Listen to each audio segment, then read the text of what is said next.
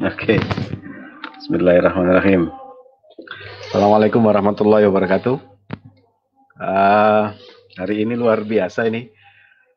Saya sangat bersemangat, sangat excited mendengarkan beberapa laporan dari panitia. Oke, kita mulai ya. Bismillahirrahmanirrahim. Oke, selamat sore. Assalamualaikum warahmatullahi wabarakatuh. Para peternak, kolega sekalian. Masih semangat ya sore-sore. Sudah lebih dari 1 minggu kita puasa Ramadan. Mudah-mudahan puasa Anda selalu dinilai dengan ibadah yang terbaik, dengan balasan yang terbaik insya Allah ya. Dan mudah-mudahan nanti kita bisa lebaran lagi secara normal nanti berikutnya insya Allah ya. Baik. Ini barangkali adalah halo ternak yang agak berbeda dibandingkan yang lain karena selama beberapa hari terakhir ini kami cukup disibukkan dengan beberapa kegiatan baik di farm, di kampung sapi maupun di aktivitas di online sendiri. Karena kalau di kampung sapi kan kami tidak bisa berhenti ya, tetap harus ngasih makan sapi dan segala macamnya. Dan insya Allah saya yakin teman-teman juga sangat sibuk, sama-sama sibuknya. Kita semuanya berdoa, berharap mudah-mudahan COVID ini bisa segera berakhir. Dan begini, kami juga sedang menyiapkan, terutama dari Indonesia ini sekarang sedang diberikan amanah untuk menyelenggarakan seminar nasional online dari Asosiasi Medik Reproduksi Veteriner Indonesia, yaitu para dokter hewan yang berada di dinas yang sejak tahun 2015 itu fokus pada program reproduksi. Sehingga muncullah sebuah asosiasi dokter hewan namanya Asosiasi Medik Reproduksi Veteriner. Nah, kebetulan kami juga sedang diamanahkan untuk menyelenggarakan kolaborasi event nasional antara Asosiasi Medik Reproduksi Veteriner ini dengan Ikatan Dokter Hewan Sapi Perah Indonesia, yang insya Allah hari Rabu depan, hari Rabu siang ya, kita mengundang para ketua itu, kemudian kita juga mengundang Pak Dirjen Peternakan untuk bergabung dengan kita mendiskusikan tentang permasalahan sapi di Indonesia. Jadi saya mengajak teman-teman semuanya untuk ikut bergabung karena seminarnya ini gratis, full free ya. Kita menggunakan sistem yang sama seperti ini. Kemudian kita mengundang peternak, dokter hewan, para medis, dosen, mahasiswa, siapapun untuk bergabung bersama kita nanti hari Rabu. Dan sampai tadi jam 12 siang itu saya mendapatkan laporan sudah ada kurang lebih 1.000 orang yang sudah mendaftar, melakukan registrasi melalui aplikasi dari Indonesia ini maupun kalau dokter hewan melalui aplikasi di HaloVet. Memang harus kami pisahkan antara dokter hewan dengan yang bukan dokter hewan, karena kalau di dokter hewan itu mereka punya kewajiban untuk mengumpulkan poin-poin yang disebut dengan SKPP. Jadi dokter hewan itu kalau ikut seminar, mereka mendapatkan poin untuk ditunjukkan ke Perhimpunan Dokter Hewan Indonesia yang akan dipakai untuk menjadi salah satu syarat utama untuk menerbitkan surat tanda register veteriner. Jadi dokter hewan itu tidak sekedar praktek, tapi dia selama memiliki surat izin praktek, dia wajib untuk mengupgrade dirinya, untuk mengupdate dirinya dengan cara mengikuti pelatihan, seminar, workshop segala macam yang diberikan sertifikat yang bernilai poin. Jadi tidak semua pelatihan itu punya sertifikat bernilai poin menurut Perhimpunan Dokter Hewan.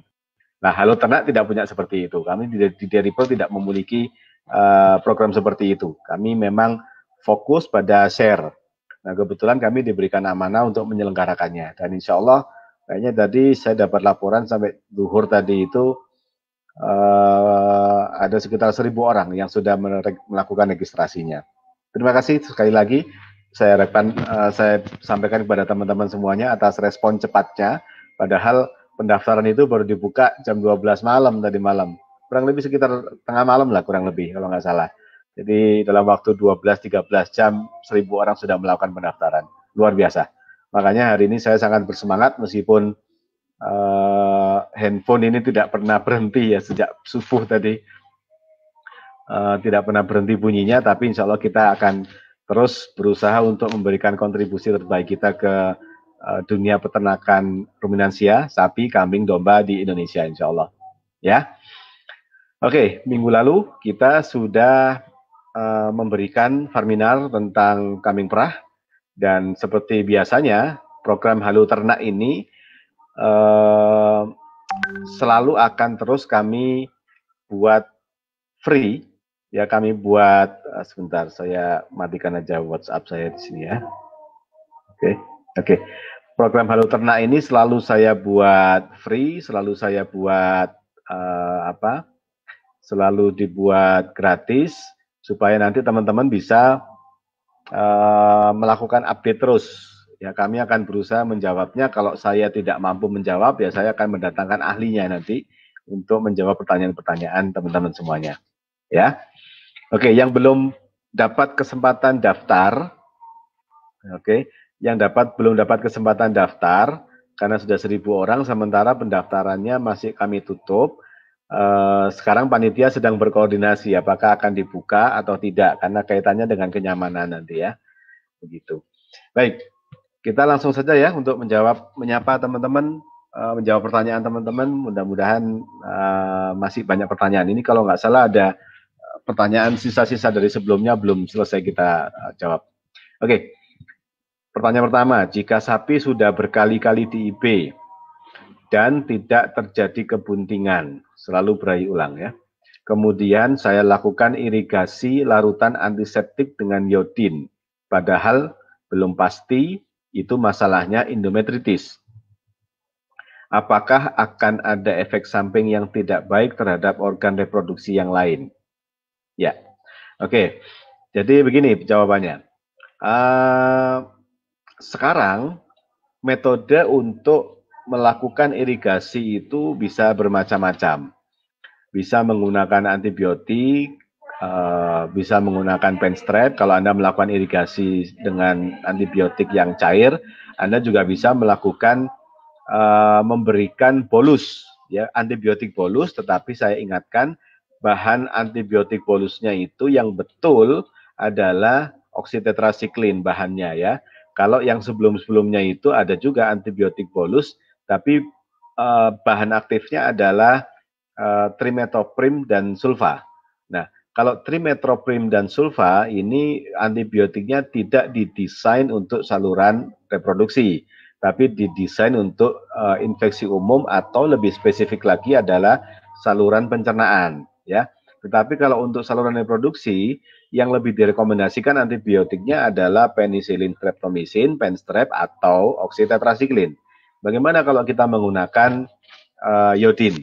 Jadi begini, baru saja tadi pagi saya mendapatkan telepon kolega dari Sumatera Selatan, dari Palembang. Kita sedang berdiskusi tentang permasalahan-permasalahan reproduksi yang terkini. Nanti akan Anda dapatkan informasi lebih detailnya pada hari Rabu itu, karena langsung kami mendatangkan ahlinya langsung tentang reproduksi. Jadi begini penjelasannya tentang iodin. Saya seringkali mendengarkan kabar bahwa teman-teman di lapangan itu sering melakukan kecerobohan dalam melakukan irigasi menggunakan iodin.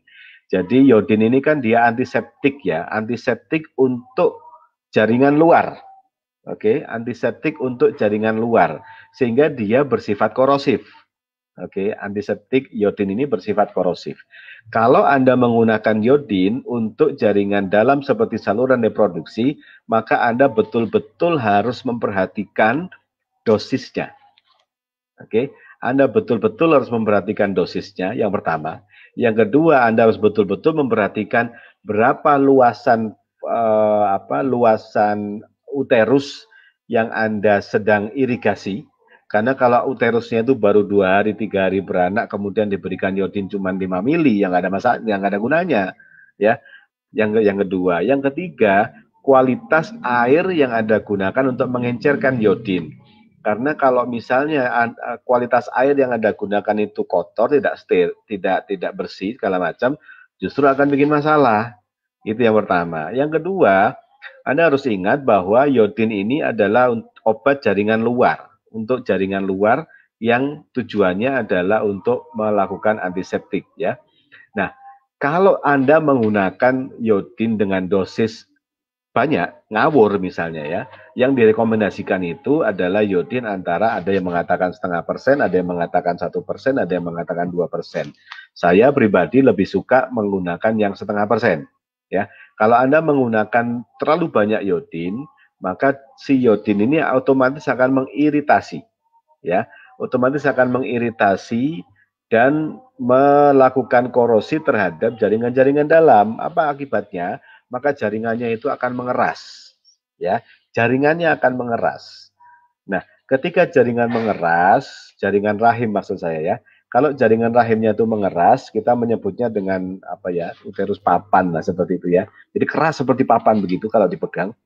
Kalau uterusnya ini mengeras, maka otomatis kemampuan implantasinya, kemampuan untuk si embrio, ketika sperma sama sel telur ketemu jadi embrio, kemampuan dia untuk menempel di rahim akan nol, akan berkurang bisa jadi sampai nol sama sekali.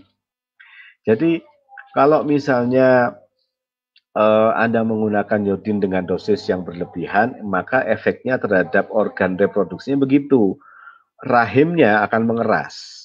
Dan ketika rahimnya mengeras, maka kemampuan dia untuk buntingnya akan berkurang bahkan sampai nol sama sekali.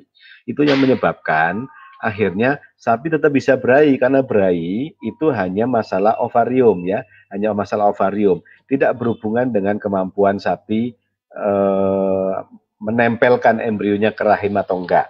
Jadi sapinya tetap berahi, karena berahi itu adalah tanda-tanda sapi menghasilkan sel telur begitu. Kalau begitu sapinya berahi, sel telurnya ada, ya sudah, nggak ada masalah, dia tetap berahi. Tapi begitu berahi, apakah dia akan bisa menempel setelah bertemu dengan sperma, menempel ke rahim apa enggak, itu lain permasalahan.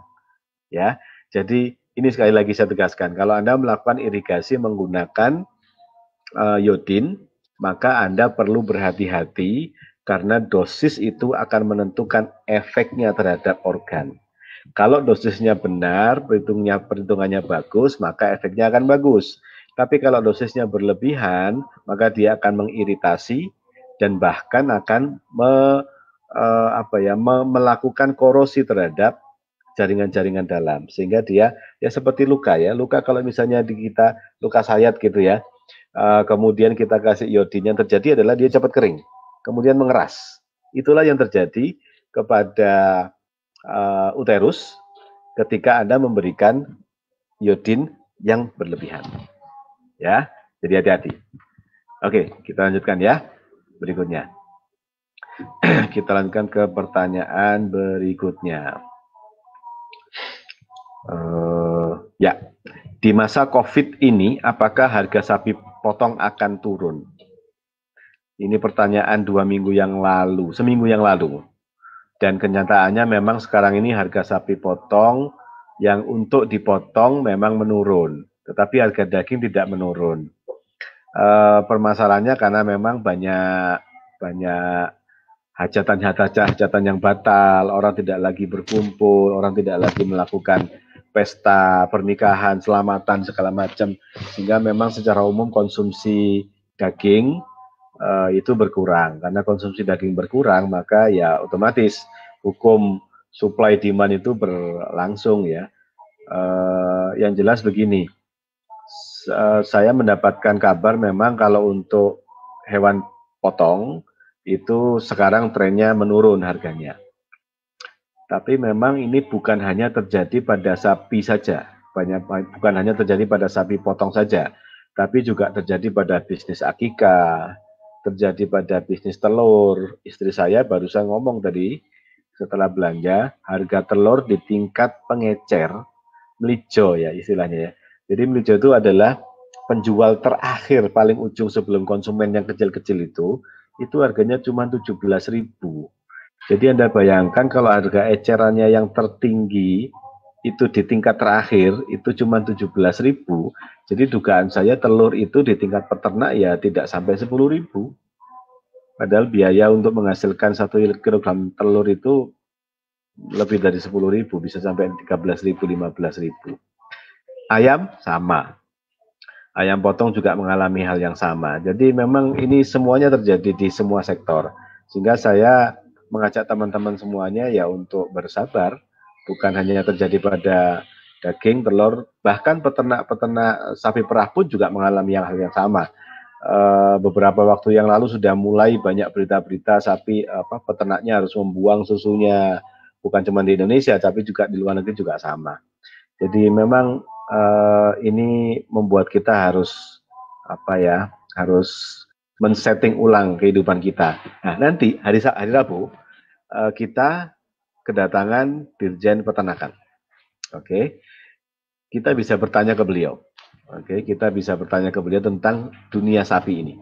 Jadi kesempatan bagi Anda, silakan yang belum registrasi buka aplikasi dari Indonesia ini ya, aplikasi dari Indonesia, kemudian klik Farminar, kemudian klik daftar sekarang untuk Farminar yang masalah reproduksi terkini gratis 100% tanpa syarat ya, tetapi tetap Anda harus registrasi, tetap harus daftar. Ya. Oke. Pertanyaan berikutnya. Kita lanjutkan ke pertanyaan berikutnya. Untuk manajemen pakan konsentrat sapi lokal atau simental atau limosin betina breeding, baiknya kalau ditinjau dari kualitas nutrisi dan kualitas pemberiannya seperti apa dok yang dirasa efisien? Karena saya sering dapat pertanyaan dari peternak tradisional, kalau sapi betina dikasih konsentrat nggak bikin majer tak pak? Oke ya, kita fokusnya di sapi breeding ya. Sapi breeding itu tujuannya tidak untuk membentuk daging ya. Jadi tujuannya itu dia menghasilkan dua hal. Yang pertama dia menghasilkan sel telur, oke, untuk dia bertemu dengan sperma. Yang kedua dia fungsinya untuk menghasilkan susu karena dia digunakan untuk anaknya. Dua-duanya ini fisiologisnya tidak sama dengan fisiologis pembentukan daging.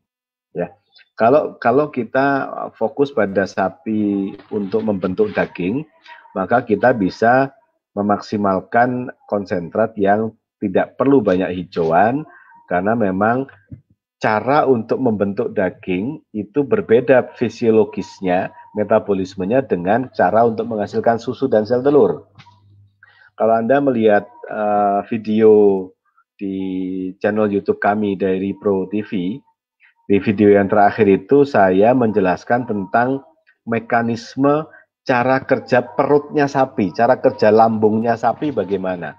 Apa yang dibutuhkan sapi untuk menghasilkan energi, apa yang dibutuhkan sapi untuk menghasilkan nutrisi-nutrisi yang lainnya. Ya, di video itu juga dijelaskan bagaimana efek dari asam amino dari pakan terhadap pencernaan sapi. Sorry. Nah, kalau untuk sapi limusin, simental, dan sapi lokal, selama fokusnya itu adalah untuk breeding, maka manajemennya tidak jauh berbeda dengan sapi perah. Ya, manajemennya tidak berbeda jauh dengan sapi perah. Anda tetap harus mengikuti aturan-aturan main dari sapi perah ketika fokusnya adalah breeding. Ya, fokusnya adalah breeding. Prosedurnya adalah Anda tetap harus, kalau kita bicara pakan ya, pakan untuk sapi breeding itu harus lebih banyak hijauan daripada pakan untuk sapi pengemukan karena metabolisme fisiologisnya berbeda antara sapi breeding dengan sapi pengemukan ya. Anda kalau misalnya peternak ngomong kalau sapi betina dikasih konsentrat itu apa tidak bikin majer? Tidak ada masalah. Yang paling penting begini, saya sudah pernah membandingkan ya antara peternak yang dia fokus di hijauan dengan peternak yang tidak fokus di hijauan dari sisi pemeliharaan sapi betina ya. Dua-duanya punya hasil yang sangat signifikan bedanya.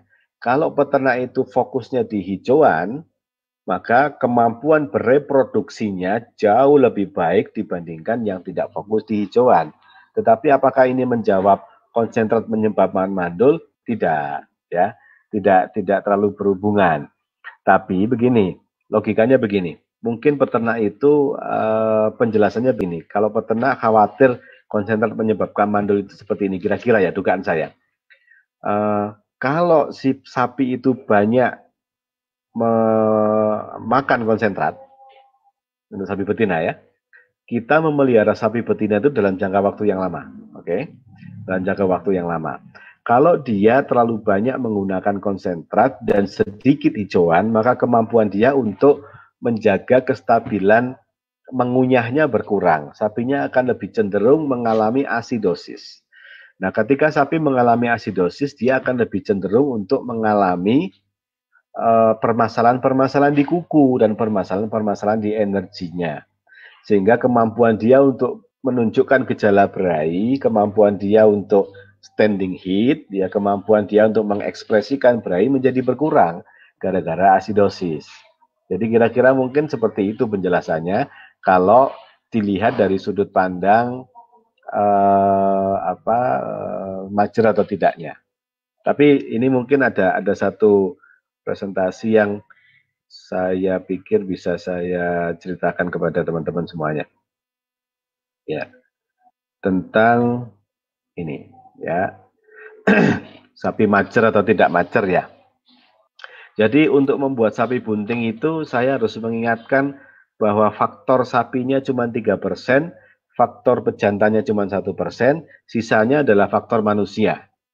Mulai deteksi berai, sapinya stres, kemampuan teknik kita mengawinkan sapi, energi di pakan. Anda bisa lihat ini yang nomor 6 ya. Yang nomor 6 itu secara spesifik saya menunjukkan tentang energi di pakan. Energi di pakan. Oke. Energi di pakan ini menjadi vital. Ya, energi di pakan ini vital karena untuk membuat untuk membuat sel telur, untuk dia mampu standing heat, untuk menghasilkan lendir, dia butuh energi. Nah, kalau energinya bermasalah gara-gara asidosis, ya pasti yang lain-lainnya akan bermasalah untuk sapi betina. Oke, baik. Kita lanjutkan ya. Oke, begitu ya penjelasannya untuk pakan limusin simental untuk tujuan breeding. Oke, baik, kita teruskan pertanyaan berikutnya. Hadir. Ya. Oh, siap, matur nuwun. Apalagi nih ya. Ini bukan pertanyaan ini. Pak Langgeng ini dosen di Universitas Sriwijaya di Palembang. Oke, pertanyaan berikutnya. Tanda-tanda sapi terserang demam 3 hari. Nah, saya ada presentasi sedikit ini tentang demam 3 hari. Oke. Demam 3 hari itu istilahnya bovine ephemeral fever, BEF. Ya, BEF. BEF itu disebabkan virus ya. Virusnya namanya BEF virus. Oke. Di dalam bahasa populer disebut juga insect borne virus. Jadi maksudnya insect borne virus, BEF virus ini juga termasuk insect borne virus, artinya bahwa virus ini bisa ditularkan melalui perantara insek. Oke, bisa ditularkan melalui perantara insek. Inseknya itu bisa nyamuk, ya rata-rata nyamuk. Nah, seperti yang kita pahami bahwa nyamuk ini kan musiman ya, tidak sepanjang tahun selalu berkembang nyamuk. Nyamuk ini dia selalu mencari tempat-tempat yang hangat. Ya, kalau dia terlalu dingin, nyamuknya juga hilang. Kalau dia terlalu lebih panas, nyamuknya lebih banyak. Yang pertama. Yang kedua, nyamuk ini suka pada tempat-tempat yang lembab, ya, tergenang air, ada genangan air. Oke. Nah, virus ini dia menyerang sapi dan kerbau. Bentuk virusnya seperti ini, ya. Beda dengan virus corona ya. Beda dengan virus corona. Oke, bentuknya seperti ini, dia menyerang sapi dan kerbau. Yang menarik begini, virus ini dia terikat dengan sel darah putih. Jadi sel darah putih ini tugasnya memang selalu mengikat virus-virus yang masuk. Cuman apakah virusnya itu mati apa enggak tergantung kekuatan sel darah putih. Nah, karena dia terikat sel darah putih, Ini yang menyebabkan akhirnya sapinya demam. Itu. Suhu sapi itu 38,5 sampai 39,5 ya. Jadi kalau suhunya itu di atas 40 Celcius, ya otomatis dia disebut demam. Ya. Jadi ini jadi catatan buat Anda. Anda sebaiknya memiliki sebaiknya Anda sudah punya stok termometer di dalam kandang untuk mengetahui apakah sapinya ini sudah mulai demam apa enggak. Kalau dia suhunya sudah di atas 39,5, 39,6, 7 dan seterusnya, semakin tinggi di atas 39,5 itu artinya sapi sudah demam. Oke. Cara mengenali yang lain juga sama. Anda melihat kira tetangga-tetangga Anda sapi di dalam kandang apakah mengalami hal yang sama? Nah, kalau dia mengalami hal yang sama, kemungkinan besar adalah bovine ephemeral fever ya. Yang berikutnya, yang menarik informasinya begini, virus ini tinggalnya di otot, ya. Karena dia tinggal di otot, sehingga otomatis sapi itu pasti akan mengalami permasalahan-permasalahan di otot, dari mulai kejang sampai ambruk, otomatis karena ototnya bermasalah, ya dia ambruk. Ya. Yang paling menarik bahwa semua yang berhubungan dengan otot itu berhubungan dengan mineral. Oke, sehingga sapi yang mengalami bovine ephemeral fever ini selalu mengalami ketidakseimbangan mineral. Ya, cara mengatasinya begini. Yang paling Anda harus pahami adalah sapi itu bisa mengalami dehidrasi karena dia ambruk. Karena dia ambruk, kemudian semua yang berhubungan dengan ototnya, semua yang berhubungan dengan alat geraknya itu bermasalah. Sapinya mengalami ketidakseimbangan mineral, sehingga otomatis banyak sekali saraf-sarafnya pun juga bermasalah. Salah satu efeknya adalah sapinya mengalami hipersalivasi yang berbusa seperti ini. Kok bisa berbusa? Karena ternyata virus BF ini juga menyerang otot-otot di sekitar di sekitar pangkal mulutnya sapi, yang dia itu mengendalikan pertukaran antara udara dan cairan, kapan udara masuk ke paru-paru, kapan makanan dan air masuk ke lambung.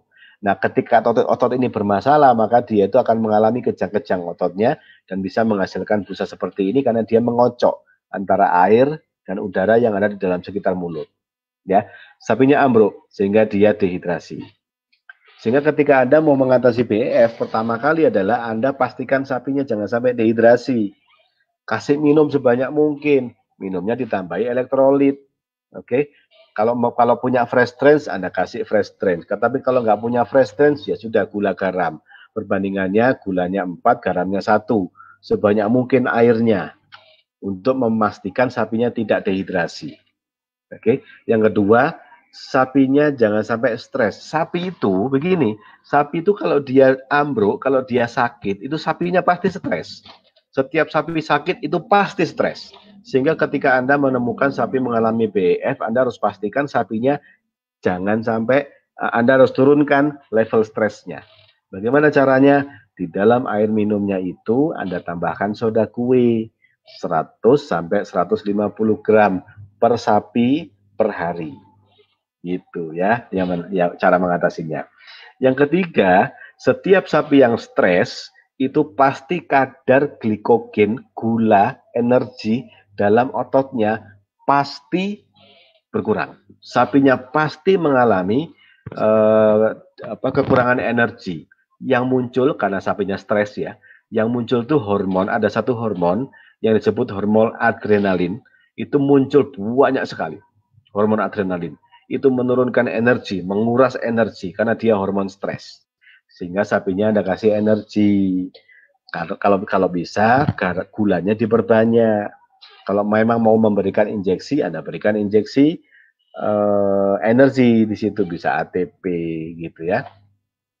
Nah, yang keempat, karena sapinya itu ambruk, dia susah makan, susah minum, level energinya turun, sapinya mengalami stres, depresi, sehingga sapinya itu secara umum kondisi fisiologis tubuhnya itu menurun. Ya.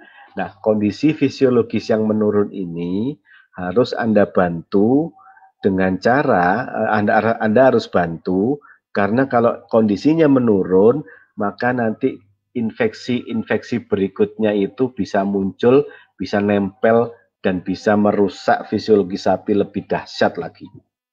Ya, jadi ini sama dengan kita. Kalau kita stres, kalau kita kecapean, kalau kita kurang makan, maka kita gampang sakit. Kenapa? Kondisi kita menurun. Jadi yang tadinya itu ada virus masuk kita nggak ada masalah, tapi begitu kita stres, kita kecapean, kurang makan, ya jadi sekarang sakit. Sapi juga sama. Nah, saya bisa menyarankan Anda bisa memberikan antibiotik. Ya, karena antibiotik ini bisa membantu untuk mencegah infeksi-infeksi yang lainnya. Oke. Yang kelima, karena sapinya dia itu ambruk, ya harus dibantu berdiri. Karena dengan bobot badan 300-400 kilogram yang sebesar itu, dia mungkin akan mengalami masalah untuk berdiri sendiri. Dia harus dibantu berdiri dengan katrol bisa, mungkin dengan diguyur air juga bisa, dibolak-balik ke kiri dan ke kanan. Jangan sampai sapi itu tiduran di satu sisi lebih dari 3 jam. Kalau dalam kondisi BF begini ya, jangan sampai dia tiduran berada dalam satu posisi lebih dari 3 jam. Sebaiknya ketika sapi mengalami BF itu, Anda bantu berdiri atau minimal Anda bolak-balik setiap 2 atau 3 jam.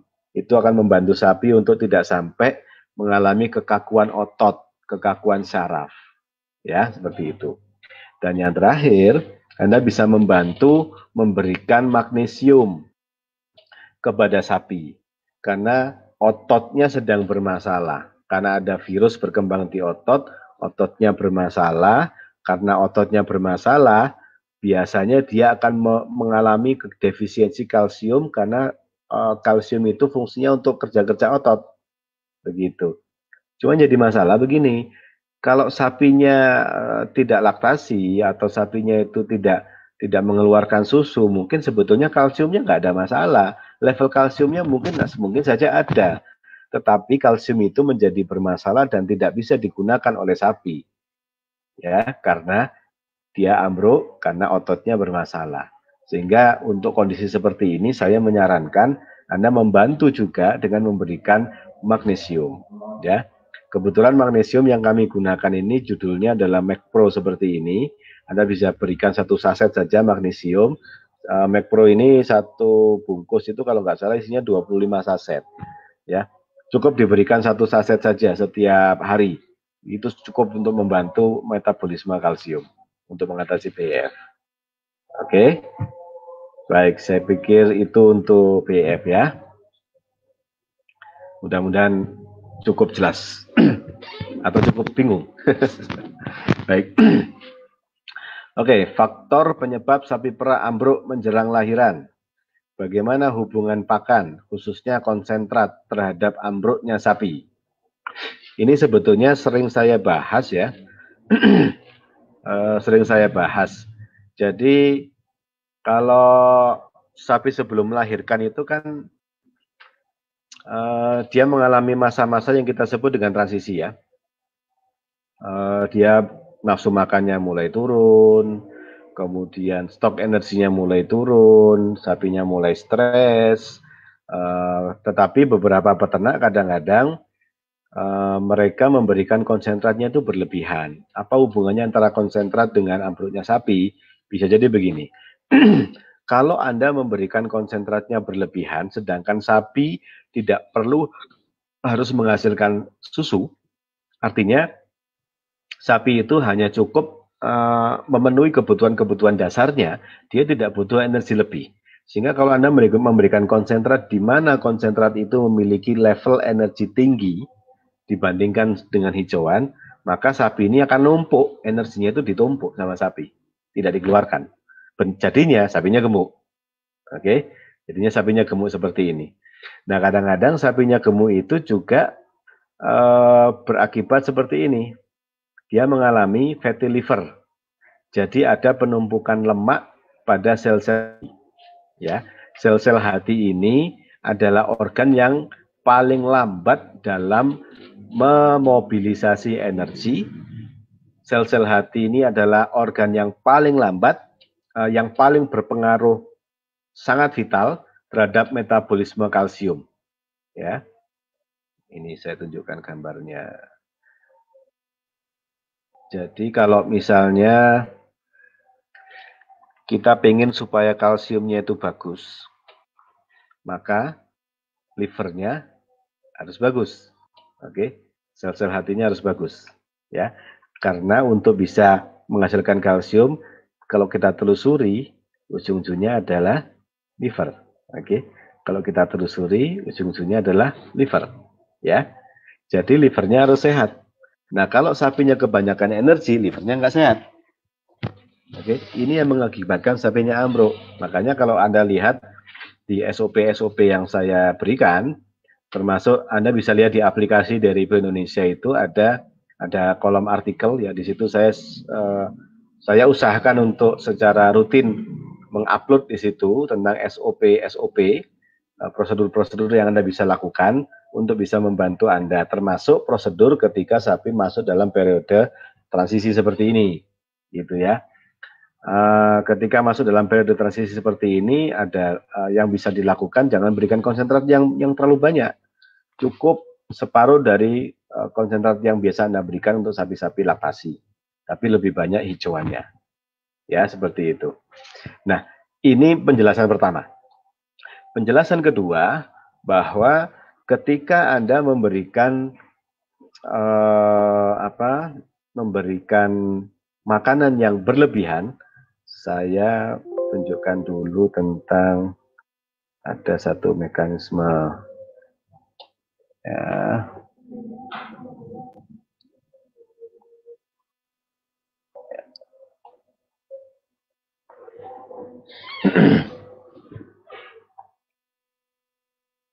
Ya. Oke.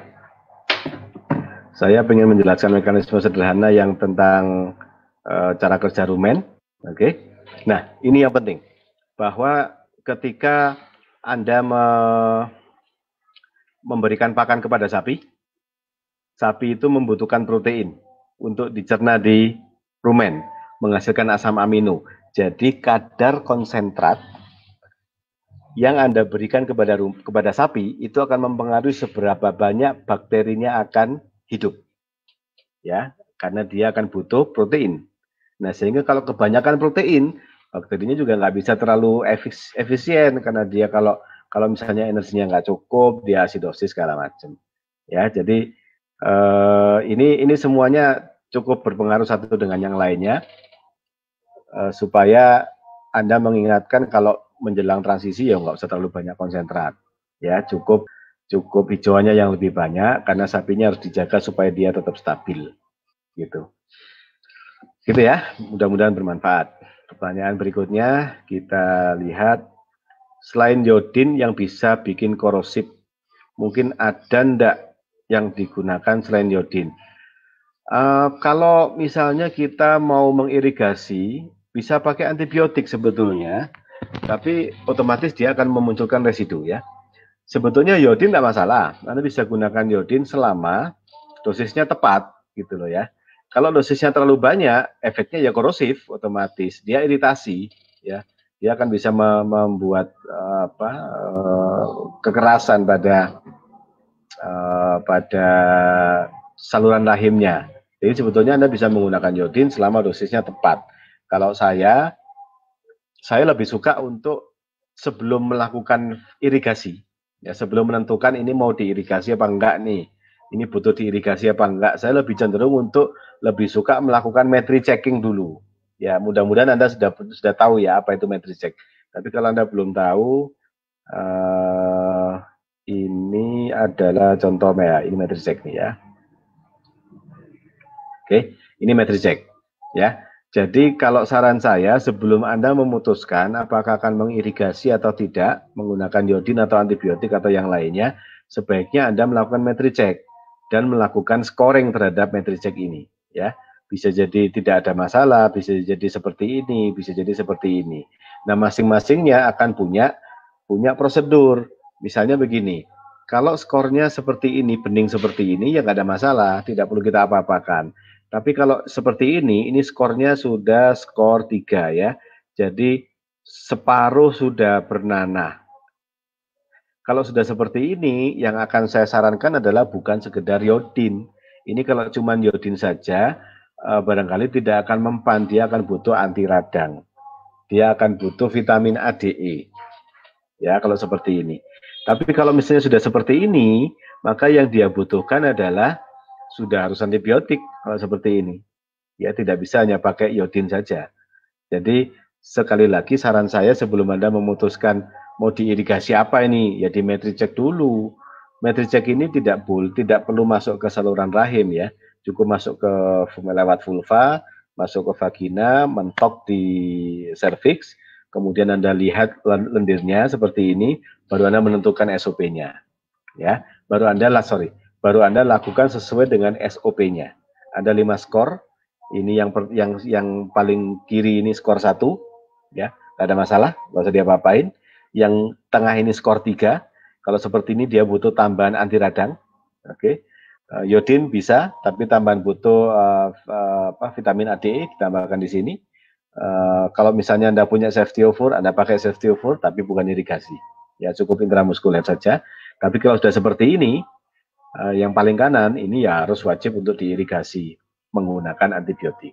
Tidak lagi menggunakan iodin. Begitu. Oke. Baik, kita lanjutkan ke pertanyaan berikutnya. Kalau ternak sapi broyongan itu bisa dinormalisasi lagi enggak? Atau harus diakhir saja? Baik, Pak Gito Haryanto. Broyongan itu bahasa medisnya adalah prolaps uteri ya, prolaps uteri. Prolaps uteri atau broyongan itu bisa dikembalikan, Pak, bisa dinormalkan. Caranya yang di luar dibersihkan total ya, kemudian sapinya direlaksasi, mungkin bisa dibius lokal untuk membuat dia rileks, dimasukkan. Setelah dimasukkan, kemudian bagian vulvanya bisa dijahit, Pak, supaya sapinya tidak sampai merejan lagi, sapinya biar tenang lagi gitu ya. Nah, begitu dimasukkan, saya juga bisa menyarankan Anda sambil memasukkan itu sambil meninggalkan antibiotik supaya mencegah infeksi-infeksinya. Jadi nggak harus diakhir ya, nggak harus diakhir, bisa dinormalkan. Dokter hewan bisa melakukannya, ya, bisa melakukannya. Bukan kasus yang berat itu, tidak perlu panik. Oke, begitu. Baik, pertanyaan berikutnya. Kita lanjutkan. Untuk kambing perbibitan dan kambing potong, kapan akan diadakan seminarnya? Hari Minggu kemarin, 1 minggu kemarin kita sudah mulai menyampaikan seminar tentang kambing perah, Pak. Dan insya Allah ke depan bertahap ya, kita sedang membuat kurikulum sebetulnya dalam bentuk Farminar untuk memberikan pelajaran tentang breeding kambing dan domba potong secara bertahap ya, berlevel. Jadi saya untuk program yang Halo Ternak ini fungsinya hanya menjawab pertanyaan, tapi kalau yang Farminar di aplikasi dari Bank Indonesia itu kita sedang mengusahakan untuk berjenjang berlevel. Jadi seperti kemarin itu Dr. Nur Adianto menyampaikan tentang strategi populasi. Ini ilmu yang paling dasar banget, yang paling basic. Saya sudah minta Dr. Nur Adianto untuk membuatkan kurikulum selama setahun, Pak. Jadi nanti 2 bulan sekali Anda akan ketemu sama Dr. Nur untuk belajar tentang kambing perah bertahap. Nanti kebetulan setelah itu kita akan ngomong tentang kambing breeding ya. Breeding sama potongnya juga akan bertahap. Ya, bisa jadi Dr. Nur, bisa jadi ahli yang lain. Tapi kita berharap yang program Farminar itu sama seperti yang lain berjenjang. Ya, termasuk sapi. Kita sekarang ini masih mengumpulkan daya tarik orang saja, tapi untuk ke depan kita sedang juga membuat rancangan melakukannya yang berjenjang berlevel. Barusan saja kira-kira 2 jam yang lalu saya sudah ngomong langsung dengan ahli reproduksi untuk membuat semacam kursus online begitu berjenjang untuk para peternak ataupun para medis ataupun dokter hewan sesuai dengan kompetensinya. Ya sabar ya, kita insya Allah akan mudah-mudahan bertahap akan melakukan itu. Tapi kami akan konsisten, dari Indonesia akan konsisten untuk di bidang persapian dan perkambing dombaan. Terima kasih atas dukungannya. Ya, pertanyaan berikutnya kita lanjutkan. Dok, berapa usia pedet sapi tercepat agar sapi pedaging bisa disinkronisasi kembali? Begini, sebetulnya Bapak Ibu sekalian, pedet itu dia sudah bisa disapih paling tidak usia 10 minggu, ya, usia 10 minggu. Kalau sapi potong, ya. Kalau sapi perah sama sebetulnya. Cuman kalau perbedaannya kan sapi potong itu biasanya pedetnya nyampur sama induknya. Kalau sapi perah sudah dipisah sejak hari pertama. Tapi pada dasarnya pedet itu bisa disapih sejak mulai umur 10 minggu sampai 12 minggu. Jadi sebetulnya dia nggak butuh lagi susu-susu dari induknya setelah umur 12 minggu. Tapi kalau misalnya induk si peternaknya pingin, ya itu pilihan peternak ya. Cuman kalau kalau misalnya Anda fokusnya di pedet, ya Anda berikan susu selama mungkin. Tapi kalau Anda fokusnya adalah di calving interval untuk menghasilkan pedet lagi, maka kan Anda harus ngitung-ngitung nih. Seperti yang sudah sering saya sampaikan. Kalau Anda ingin membuat supaya nilai ekonomis sapi betina itu terbaik, maka fokusnya adalah calving interval. Jarak antara menghasilkan satu pedet ke pedet berikutnya. Nah, ini sangat tergantung kepada manajemen reproduksi Anda, sangat tergantung pada persiapan melahirkan, sangat tergantung pada perlakuan ketika melahirkan, sangat tergantung kepada kecepatan Anda untuk memeriksa kembali induknya 40 hari sampai 50 hari setelah dia melahirkan untuk siap dibuntingkan lagi. Nah, kalau pada sapi potong, kendalanya biasanya adalah pedetnya masih nyusu sehingga induknya akan terkuras energinya untuk bisa menyimpan energi menghasilkan sel telur kemudian bunting. Nah, sehingga untuk strateginya adalah saya menyarankan si induk ini sudah bisa si anak ini, pedet ini sudah bisa disapi pada umur 10 sampai 12 minggu. Kalau untuk dari sudut pandang si pedet itu sudah cukup, ya, sudah cukup. Anda sudah mulai melakukan sinkronisasi pada umur mulai hari ke-60 paling cepat.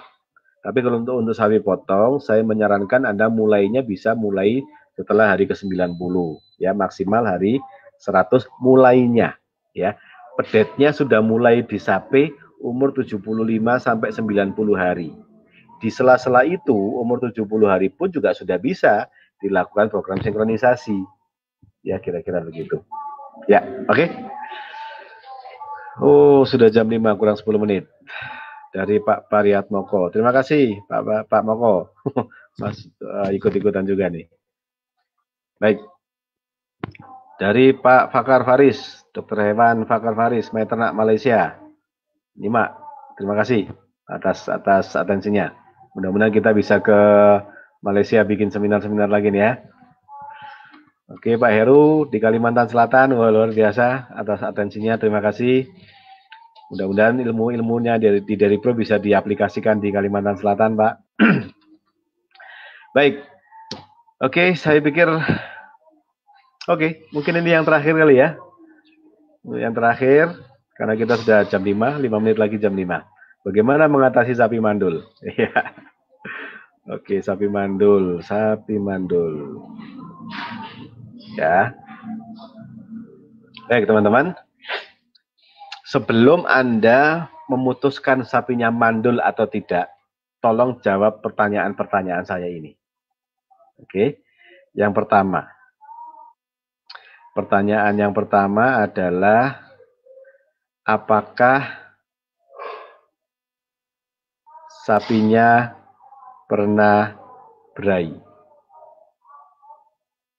Kalau sapinya pernah berai, misalnya jawabannya adalah ya, sapinya pernah berai, berarti sebetulnya sapi ini tidak mandul. Oke. Kalau sapinya tidak pernah berainya itu sejak dia masih darah atau setelah dia melahirkan. Kalau dia tidak pernah berai sejak dia darah, Anda cek apakah dia Fremartin apa enggak, dia lahirnya kembar apa enggak. Kalau lahirnya kembar jantan betina pasti mandul. Oke, kalau dia tidak lahir kembar silakan minta dokter hewan cek bagian dalamnya ada ovariumnya apa enggak, ada uterusnya, ada rahimnya apa enggak. Oke, begitu. Itu yang pertama. Kalau dia sudah pernah berahi ya mestinya nggak mandul. Yang kedua, apakah dia pernah melahirkan? Kalau dia ya pernah melahirkan, ya mestinya tidak mandul. Kalau dia tidak pernah melahirkan, misalnya ya tadi itu dilihat dia nggak pernah melahirkan, nggak pernah berahi, mungkin dia Fremartin. Pertanyaan yang ketiga, apakah sapinya melahirkan normal? Kalau sapinya melahirkannya normal, peluang mandulnya kecil, Pak. Tapi kalau sapinya melahirkannya tidak normal, ya tidak normal melahirkannya ya, maka peluang untuk bermasalah reproduksi, punya gangguan reproduksi, nanti akan dijelaskan detail banget hari Rabu, maka peluang untuk mandulnya besar. Peluang untuk memiliki gangguan reproduksinya besar.